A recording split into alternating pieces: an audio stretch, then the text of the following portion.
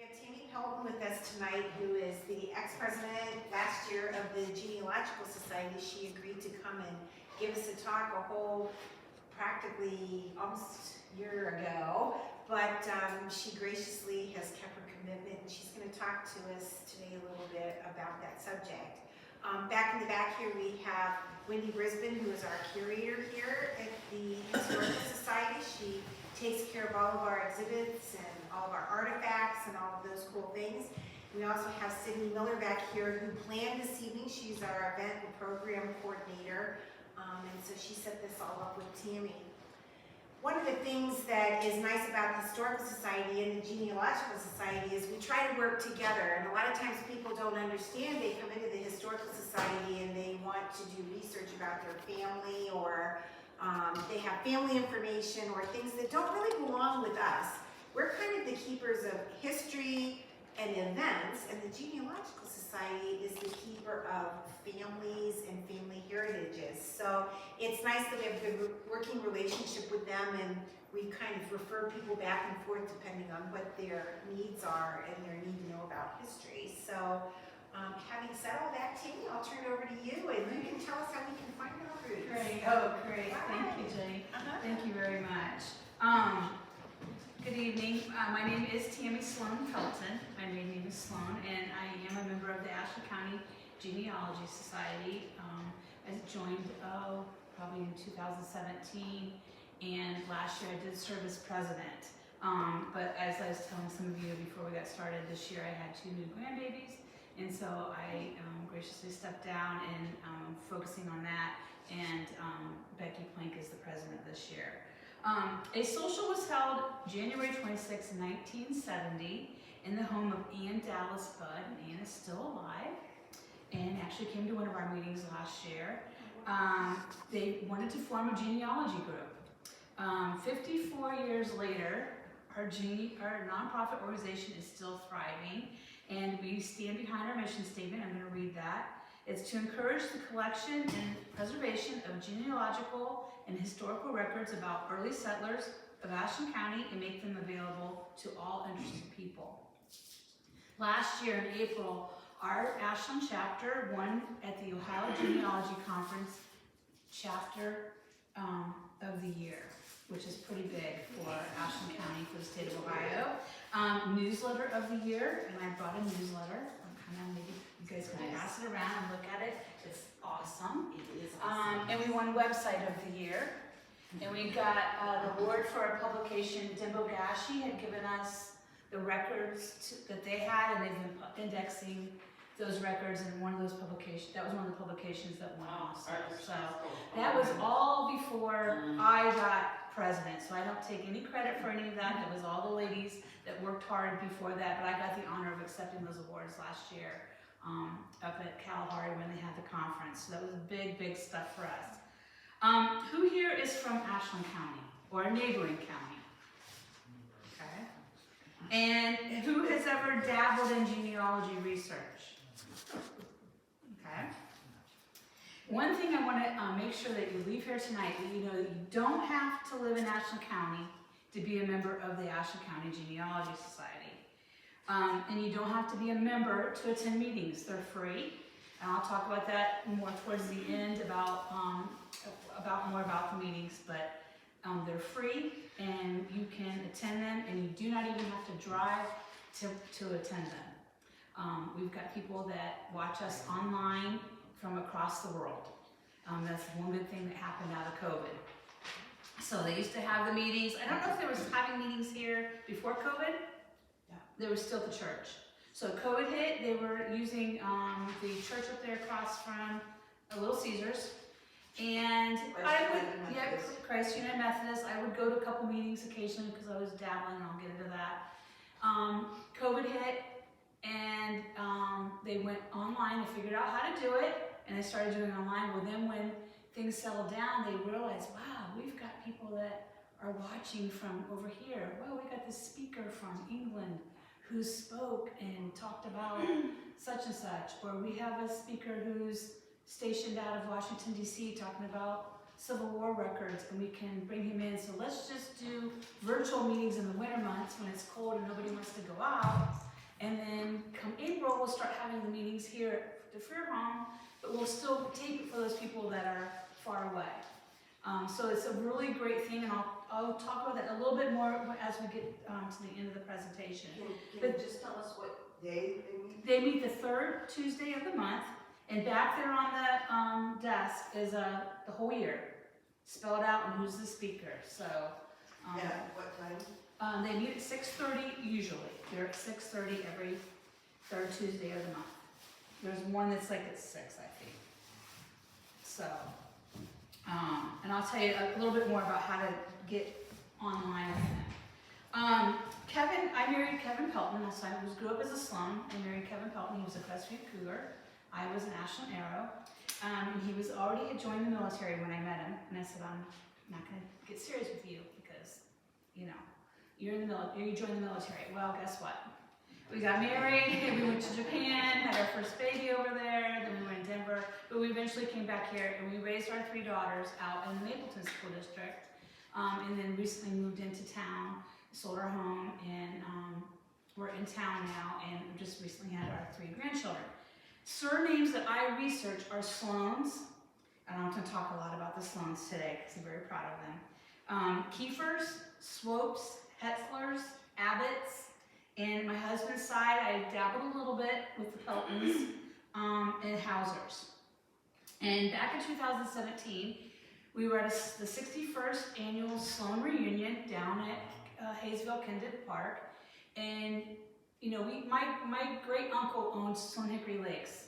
And that's where we used to have a lot of our family reunions. So growing up as a kid, I remember fun times swimming, and it probably was an all weekend thing, I don't know, but lots of memories. Well, the reunions were kind of dwindling down to like 25, 20 people, Jesse's family, my family. It really got to where they were having a hard time getting somebody to come. And that's kind of the way it is nowadays. They're not like back when we were kids. And they were trying to decide they're gonna have a reunion the following year, and my husband raised my hand and said, Tammy, we'll do it, let's try one more year. So I went home, and I went down to my grandma's, and she had all the people listed. And just in my great-grandfather, John Elmer Sloan's branch, there's like 300 of us. And a lot of us are local. So I started kind of reaching out through Facebook, and I would reach out to one of the cousins, maybe in my dad's generation, and say, you know, hey Nancy, don't you have, you know, 3 grown children my age, and didn't they have kids, and what are their names? And she'd tell me, and do you think they would mind if I called them and got information from them? And, you know, and I do that. So then I'm like, I'm going to create a Facebook page. So I created a Facebook group and started adding the different people that I already was friends with, and then started going, today's my dad's birthday, I'm going to put that on there. So I'd say, hey, today is Alan Sloan's birthday, and he's 70 years old, and he had 3 daughters, and he retired from hydromatic pump, and he's retired now, and in his spare time he likes to go out to the airport and watch the guys jump from the airplanes. And maybe the next day you'd wake up and it would be somebody else that would have a birthday, and I would find out this information. And then it would be like, oh, we don't have a birthday today. And so maybe somebody would share some pictures, and I'd share pictures that I'd find. And then somebody would comment on it. One time we were talking about Aunt Doris McBride. She was a Sloan, and we talked about her and her birthday. And Molly mentioned that, oh, she used to whistle all the time. She was a great whistler. And then somebody else commented and said, well, that's because she was tongue-tied. And then somebody said, well, I'm tongue-tied. Well, I'm tongue-tied. And then we had like, I don't know how many tongue-tied people in our family. And I think that's a hereditary trait. And then, you know, we found out who was all left-handed. So we would take this Facebook group and kind of make it be a fun thing. We did that for the whole year. My great-grandfather, John Elmer Sloan, built most of the houses on Sloan Avenue. That is why it is called Sloan. I did not realize this until I started researching that Steele Avenue was his mother's maiden name. So I was like, oh, I didn't know that. And I grew up in that area, that side of town, so this is like pretty cool to me that if you look at a lot of the houses, they're pretty similar because he built most of those houses too on Still Avenue. And eventually he moved out into Macon in for a while. He was out there in the 30s and 40s probably, and he built a round barn on the road of the airport, kind of Township 713. It's no longer there, but there was a round barn. They used to hold a lot of the dances there from the schools. So we ended up calling our Facebook family group the Sloan Round Barn Dynasty. We feel like we're the dynasty that arose from the floors of the round barn. So sometimes you'll read an obituary in the Ashland paper and it'll say, my obituary will say I'm a member of the Sloan Round Barn Dynasty. I mean, I already have my obituary written and it's going to say that. And I know somebody else had their obituary and they said that. So sometimes you'll see me walking around town and we're proudly wearing my t-shirt that says I'm a member of the Sloan Round Barn Dynasty. My 2 new grandbabies already have t-shirts and we already have pictures of them. Sylvie's screaming her head off because she obviously is a Sloan with it loud. So make sure we get those t-shirts out there. But I tell you this because it's a great way. Facebook can be a negative, but you can also take it and make it a positive. I then turned around and did the same thing for the Kiefer family, and Janice is part of our Kiefer family, and we connect, and everybody connected. And with the Sloan family, that following year when we had our 63rd annual family reunion, we went from let's just say 35 people to 111 people at that next family reunion. We had cousins who, in my dad's generation, who hadn't seen each other in 30 years, because I helped connect them through Facebook. So that's something that's very easy to do. Sometimes people are a little hesitant if they don't know who you are, but I got a lot of them to, they might go check with their mom, who is this Tammy girl that is reaching out to me and asking for information? So it's a great way to connect. It's a great way to share family pictures. We still use it if somebody is in the hospital or somebody is just had a baby.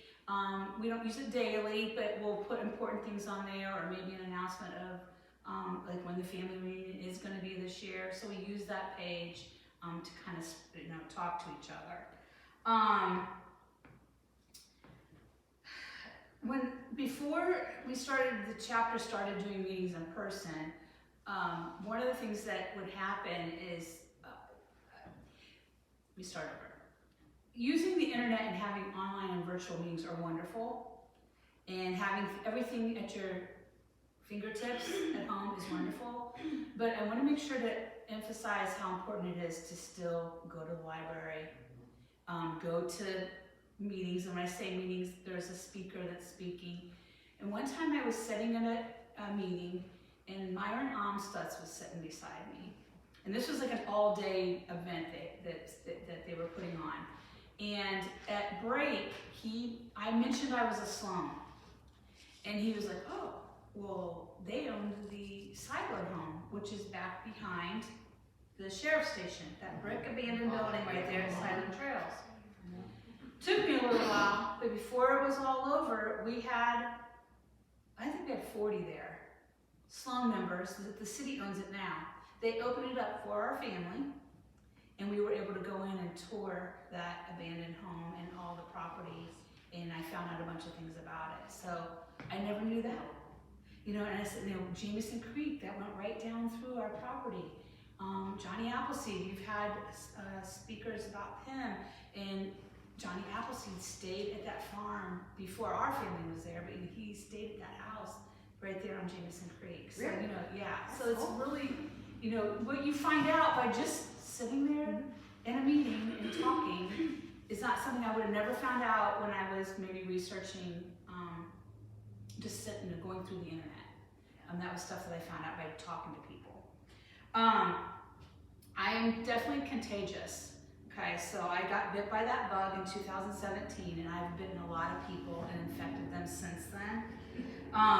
So I just want to show you a couple things that I think is very important. So you want to make sure that when you pass away that your stuff doesn't end up out at the Goodwill, okay? So one of the things that I've done, my grandmother, Dorothy Sloan, she passed away a year and a half ago, and my mother ended up coming up and handing me this book called The Ladies' Home Companion. And it's dated 1908 or something, and you go through it, and it basically tells them how to be a mother. You know, it goes like, you know, how to, when you got a bedwetter, it tells you what to do if your child's wetting the bed. This is like 1908.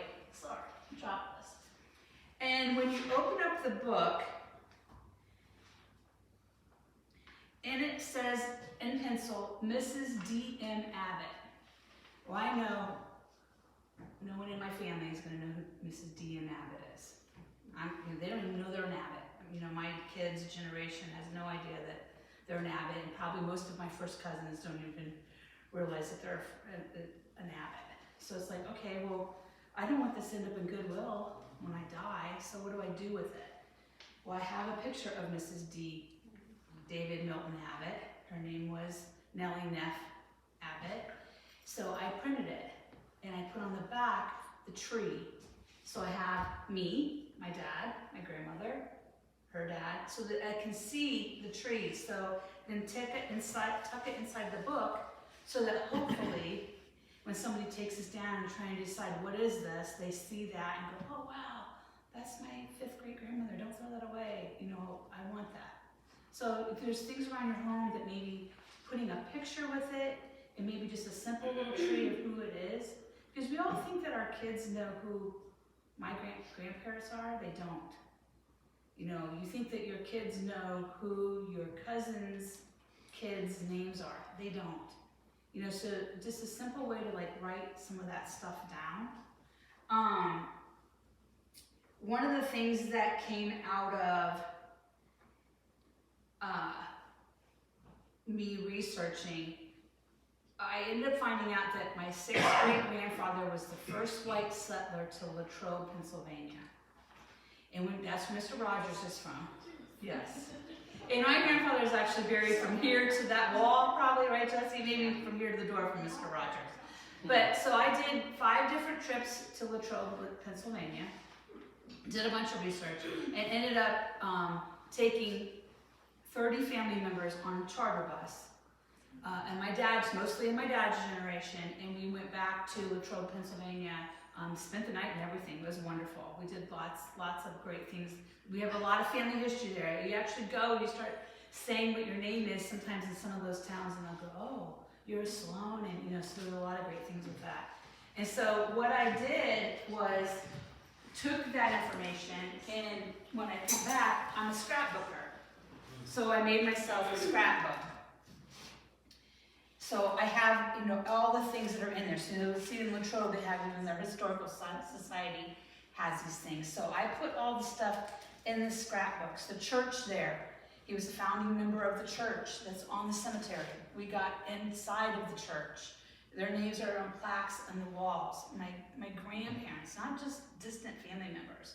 So, you know, I put that kind of stuff in there. I put the map of the cemetery, so that the next time somebody else wants to find out where they're located, he's the orange dot, and so then there's the orange dot. So maybe they would be able to locate him a little bit.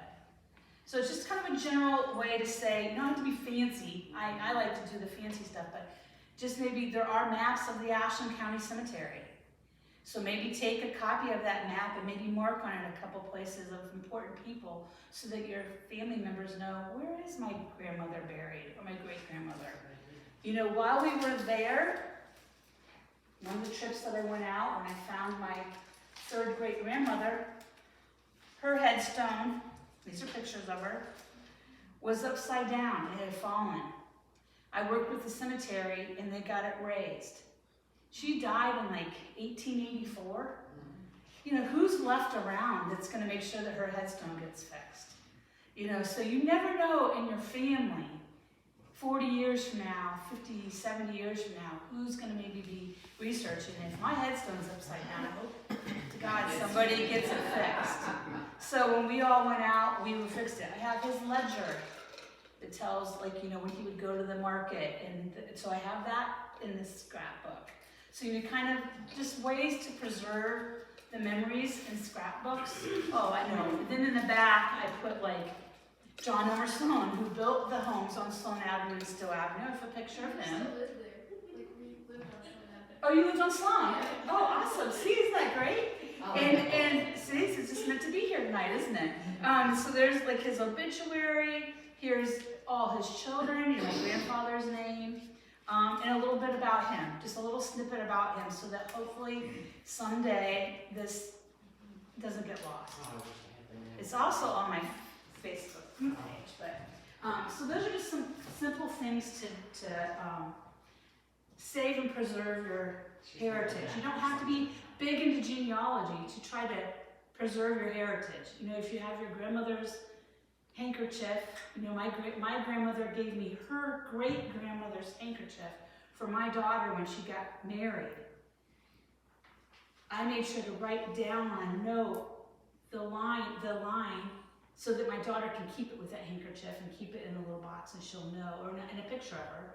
I have a picture of her, and here's a picture of this woman, and it makes it a little bit more meaningful to her, and hopefully makes it more meaningful to her daughter someday when her daughter gets it.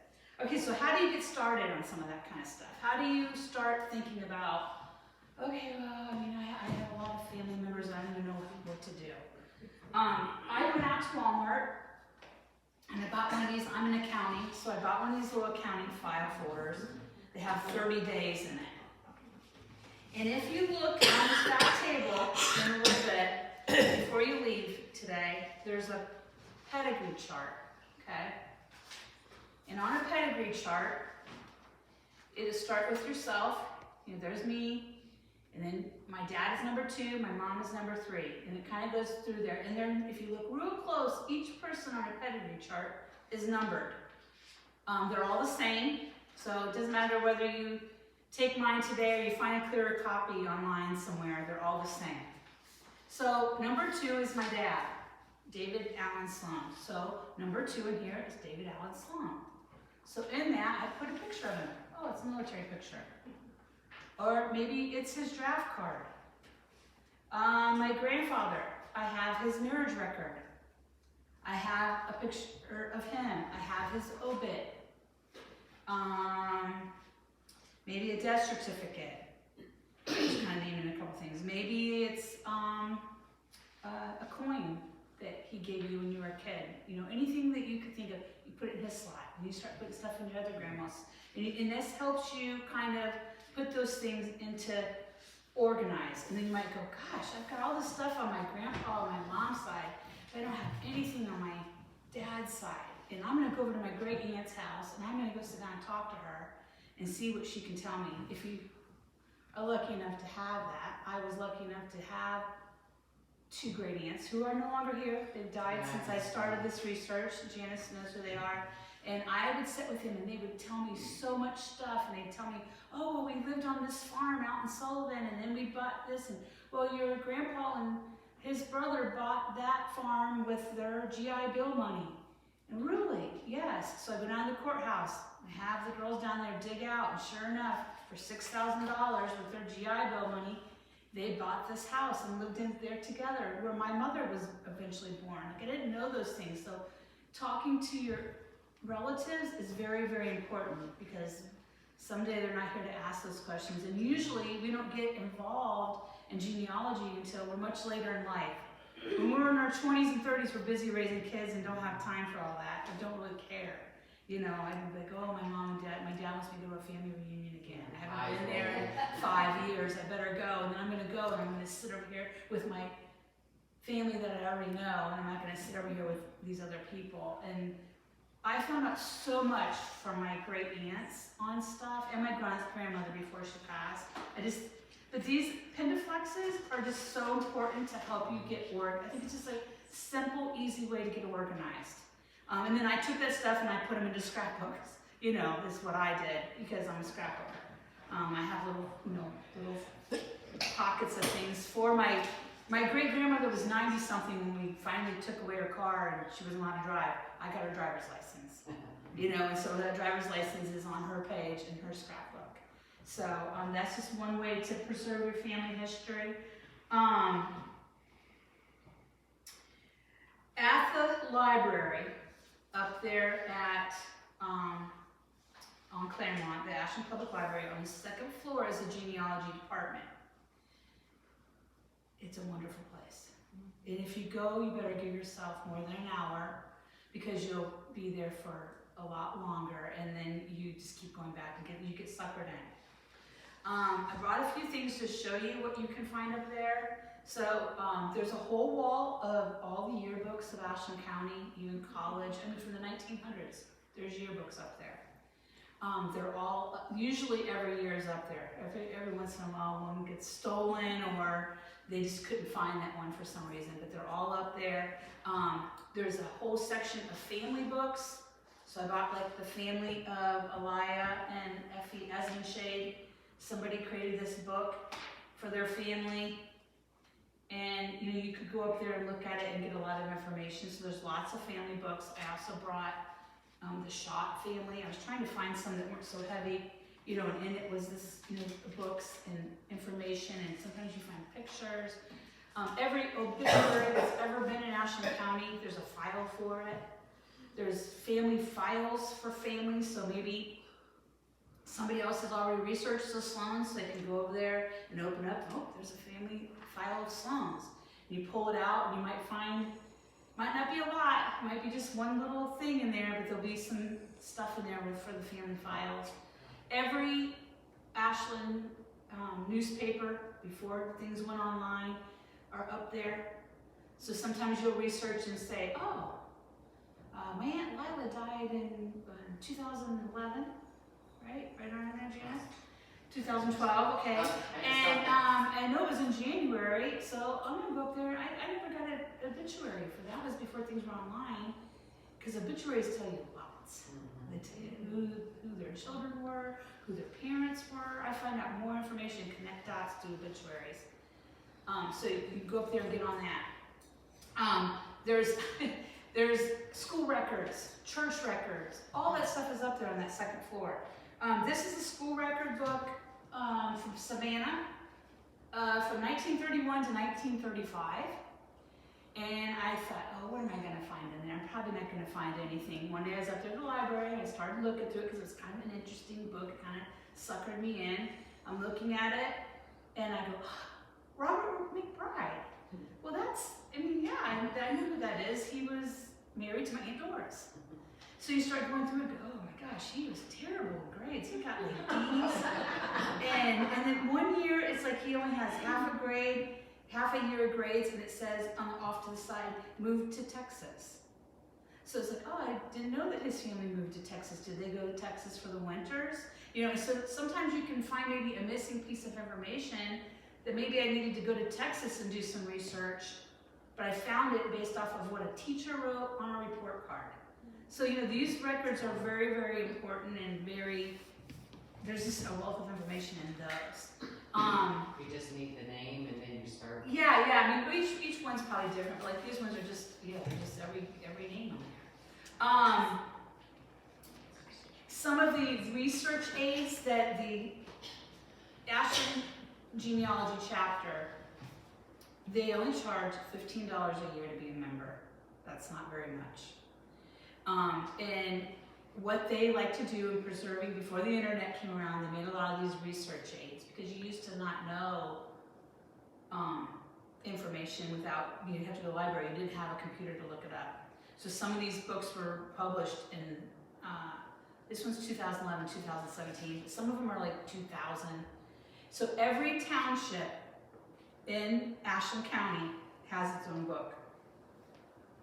Troy Township has tons of pictures, stuff about the churches.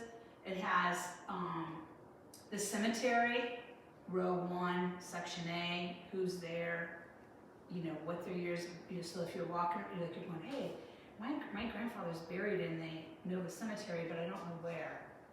You can find it in here, really easily. That's why I bought the Clear Creek, because I have a lot of grandparents, great-great-grandparents that are buried in Savannah, and it's not that huge of a cemetery, it's kind of background, but it still would be nice to know I don't need to walk the whole thing, and I can go over there and kind of find them. So they're all listed in here. So these books are one each up at the library. So you could go up there and pull it down off the shelf and look what you're looking for. But if you're like me and you have a family that's a lot of them are in Clear Creek or a lot of them are in Orange Township, I would buy the book. And they're like, anywhere from $25 to of $30, and that goes to the chapter, and that's how they make their money. They really make their money off of the publications. So they can pay for the rental of a building like this to have their meetings, or pay for their speakers, because you got to pay for your speakers that come and speak. So that's kind of something that's very important, and I put back on that table all of our publications because we have tons of them. My favorite book is The Ashland Cemetery. So this was published in 2007. It's something I would like to maybe work on with the group and try to get it more up to date, but it has maps in the front, and then it has each section, and it's listed out, and there's a little science to it when you're going through it, but every person that was buried in the Ashland Cemetery up to 2007 is in the cemetery book. So you can look at it and say, okay, I'm looking for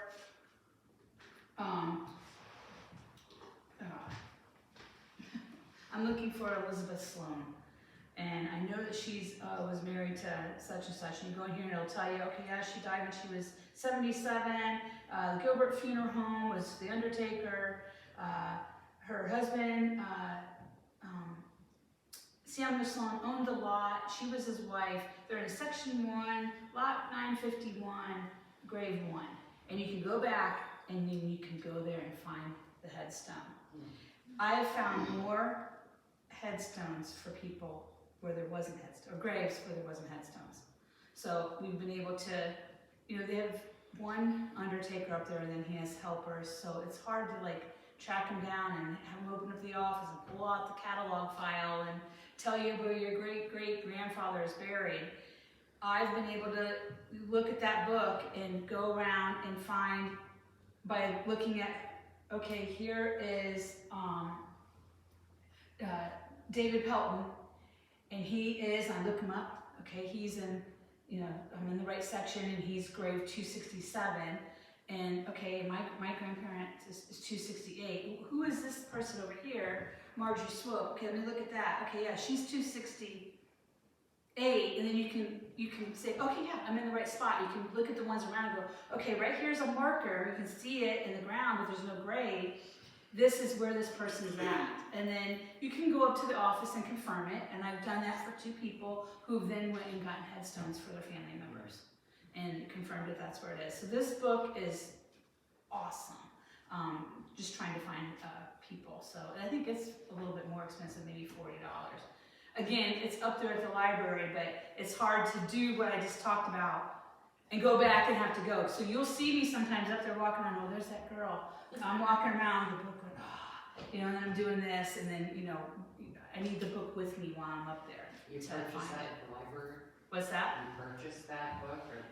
So on the back table is a list of all the publications, and so you can mail this in. Also, there's a website, and for those that are watching from home, the website is www.ashlandccogs.org. www.ashlandccogs.org, and on there you can go on, and there's a whole place where you can put on there, do you want to purchase something? The nice thing is if you're local, you can maybe just stop over at the person's house who holds all the books, and you don't have to pay for shipping. So that's kind of nice. You can order online and say, I'd like to pick it up in person, and she'll let you come over and pick it up. So that's back there. I guess one thing about the library that I like to tell everybody is that we have a lot of volunteers that help with stuff up there. And we recently, last year we had a person who passed away who was very involved in genealogy research. And I was down that side of Ashland, and the girls that volunteer up there called me one day and says, you gotta get up here. You aren't gonna believe this. And I'm like, okay, all right, I'm coming. I get there, and the whole table was just boxes and boxes and boxes and boxes of stuff that their family donated to the genealogy society. Well, who's going to go through that? So our volunteers will sit there and go through all this stuff. And sometimes it takes a while because you'll be going through it and go, oh my gosh, I know this person, and then you get off on a tangent. So, but the two girls that work up there the most, they actually are getting a big award in April for Volunteers of the Year for the state of Ohio. And that is Jenny Feiber, F-E-I-B-E-R, and Linda Falk, Charles Falks. They're sisters. And they're usually up there every Tuesday and Thursday in the mornings from like 9 to noon. So it's a good time to go up there because they'll help you navigate your way around. You know, like they'll be like, oh, what are you looking for? And they'll help navigate you around and point you in the right direction. So I would suggest if you've never been up there before, go up there during those times so that they're there. And a lot of people from our chapter kind of go up there. It's kind of there's usually a couple of people up there at that time hanging out. Most of the information up there is for Ashland County residents and people who have lived. There's Richland County books. There are other sections. I know there's other counties. A lot of times we will trade our books with those other counties. And then, so there are other sections for other counties up there, but the majority of it is Ashland County. I mean, I know there's Westmoreland County from Pennsylvania, because I found stuff up there on Pennsylvania stuff. So there's more than just Ashland County, but the majority of it is Ashland County. Let's see, what else did I have? Okay, so every third Tuesday of the month, like I was talking about, there is speakers. We had in March, the one that we watched virtual was from the Rutherford B. Hayes Library, which is up in Fremont, and they spoke about how to use their library online. And so, because I wasn't available to watch that meeting, because I'm a member of the Ashland County Genealogy Society, I get a link, a password to a link, and for 30 days I can go on and still watch that presentation. So maybe I wasn't available that third Tuesday of the month, but I'm still able to watch this information, so that's very important. We have a gal that's coming in June. She'll be here at Fair Home, but we'll also videotape it. She's bringing vintage fashion. So she's going to bring in the old, the brassieres and the gowns, and and you can touch and feel, and she'll explain why this was maybe during that. Because sometimes when you're looking at pictures and you're trying to figure out what year was this, you can tell by maybe the type of dress that somebody is wearing. So she'll be here. So make sure you grab one of these. If out of everything here, make sure you grab one of these flyers back there, because it does have the website on there and it tells when the meetings are and all that kind of stuff.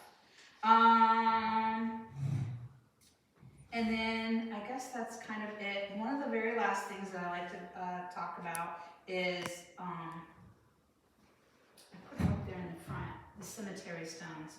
So when I went to the cemetery, and a lot of people in this room already have some of these, I like to take these little bag of stones, okay? I have them in all my vehicles, and I have multiple bags in every vehicle because maybe I'm going down the cemetery for something, I'm looking for something, and then I walk around and I go, oh my gosh, I knew that lady, I grew up beside her, and I need to put something on her grave. I don't have anything. Oh no, yes I do, I got those stones in my glove box. And so I can put a little stone on the headstone. Or maybe I'm at a funeral, and we all go to the cemetery, and we're all standing around, and we're waiting, for them to bring the hearse in, and we're standing there waiting, and I'm like, oh, Aunt Glenda was a huge Browns fan. I got orange stones in here.